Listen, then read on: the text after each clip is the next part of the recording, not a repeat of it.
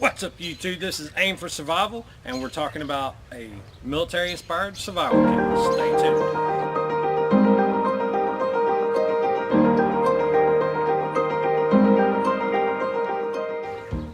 Okay everyone, I went ahead and laid out a kit build I've been working on for some time. This is a military inspired survival kit. Now it will be used to camp, however its implements in survival are what we're going to test. I've got everything laid out in front of me. Let's go to the table and show the unpacking. Moving in a little closer, you notice the large single front flat pocket. Now these buckles are not designed for quick entry, however it will not come up unless you intend for it to, which is good in driving rain.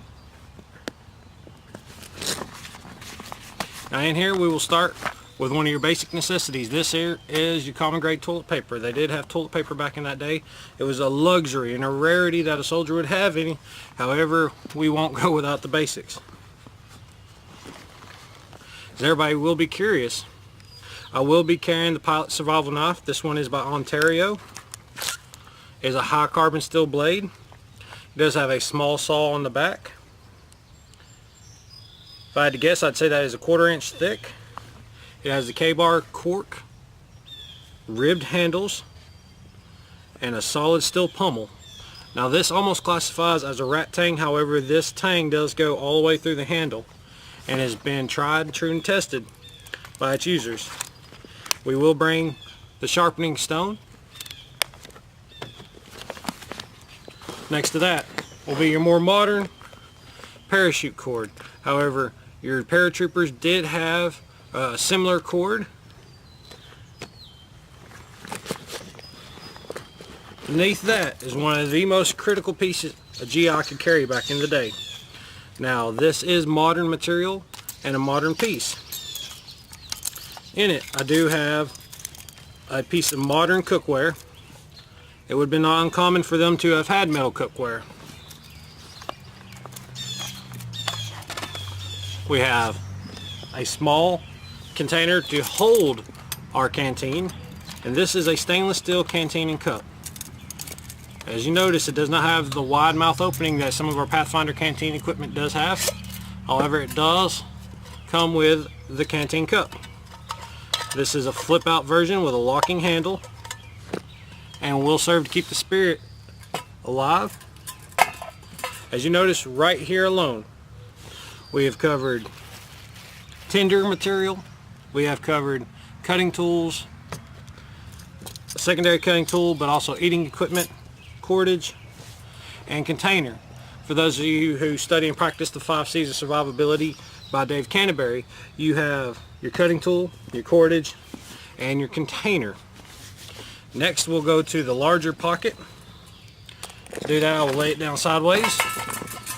If you haven't already noticed, I have turned the reflective side of this blanket up because half this stuff would have been impossible to see otherwise. Breaking open the large center flap, I'd like to point out it does have a large rubber extension on here. This allows you to carry more gear and to provide better waterproofing. Now there's only a couple items in here. As I start, I will show you the military half tent. This does contain this one little bit of rope, the orange V-shaped pent tags, and a 1 pole. Now by itself it is functional and it will work even if I just served it as a bivvy or personal rain cover. It can even be improvised into a watch coat of sorts. This was a gift by a gentleman named Raymond. You will see him again. You've seen him in the Long Hunter Trail. And he got this as a gift, and I'm very grateful for it. Next up, you will see a military style wool blanket. Now I still have the wraps on this from this bag, and I've used it to make a shoulder harness. I feel that will come in handy. However, we will be using the limitations of this pack for this gear. Okay, last and certainly not least, you'll notice we do have the cold steel Special Forces shovel. This is a very multi-purpose tool. It is shorter than an arm, which makes it short for a shovel. However, this is a hatchet and shovel combo, which can serve as a personal defense tool. I've not brought this out in the field, but I've been very excited to use it, and I think this kit at this time will be the perfect time to demonstrate it. Now, its purpose was to dig trenches, fire pits, and to bury bodies if necessary. However, the edges have been sharpened. They can be used to cut rope, chop wood. I've seen these thrown and used in self-defense situations. As a last resort, it's still better than getting close like you have to with a knife.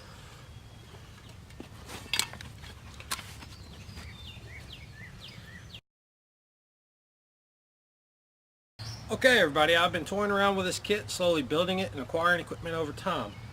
Now, soldiers through time have always carried the same pieces of gear, more or less. Now, you always have a pack or a packing system.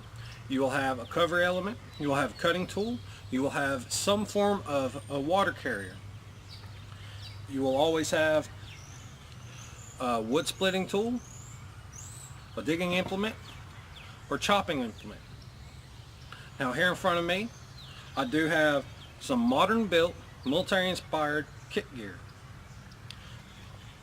Starting on this side, you will notice we do have some toilet paper. This is an amenity that was treasured, however not necessary. For us, it does serve for personal hygiene purposes, first aid purposes, and fire building tinder. Now, everybody's going to want to know about the knife. Now, I struggled going back and forth between buying a K-bar, Marine Corps issue K-bar, or your more common available pilot survival knife. This one is by Ontario Knives. It's a high carbon steel blade. It is a rat tang, however it is pretty tough. It does have your good cork handle so that even when wet it will not slip. We do have some paracord, some 550 mil-spec paracord. This would have been common for your paratroopers. Now, what they used back then and what they use now may have been different. However, in the spirit, this definitely will serve its purpose. Most GIs would have had a poncho. This will help them carry their pack, cover themselves, their rifle. It'll also serve to help camouflage them as they move. It can be made into a shelter system. There are videos if you want to see those. Check them out. I did use this particular poncho. However, it will serve as my rain gear. Next is my cooking kit and my water carrying system. As a luxury, I will be bringing silverware. I hate eating with sticks, and I will not have time to carve a spoon on this trip. Also, you see the military style stainless steel canteen and cup. This is not what they would have carried. They would have probably had aluminum. It would be much lighter, but much less rugged over time. Next, you do have a military issued half tent. Now, this is built to be used with another tent. They do use the Battle Buddy system in the military, especially nowadays. However, one tent will be enough.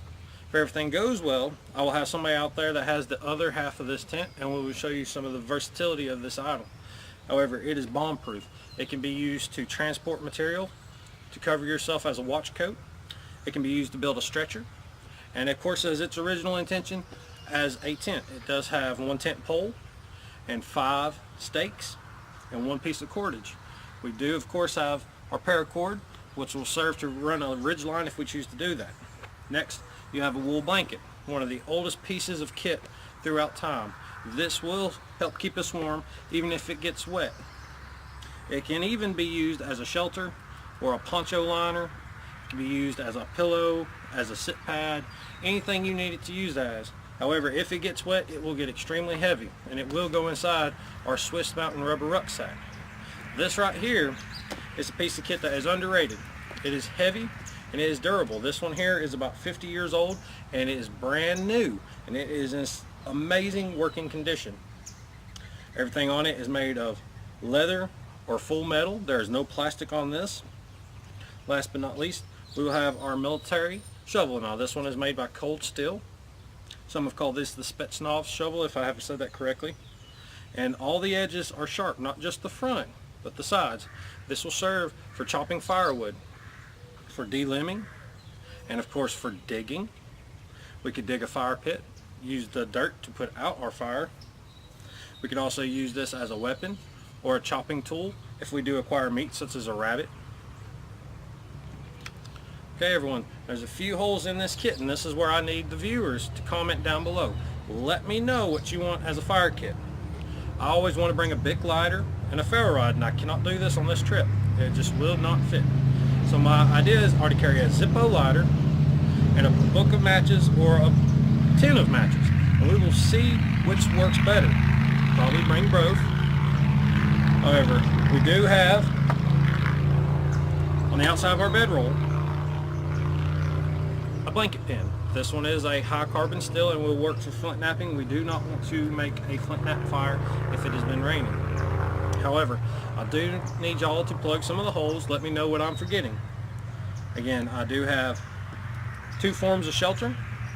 I do have a luxury item, which is the blanket, which instead of your modern sleeping bag will go a long ways as far as camp comfort. I have a cutting tool and a backup cutting tool. I do have my cordage and container.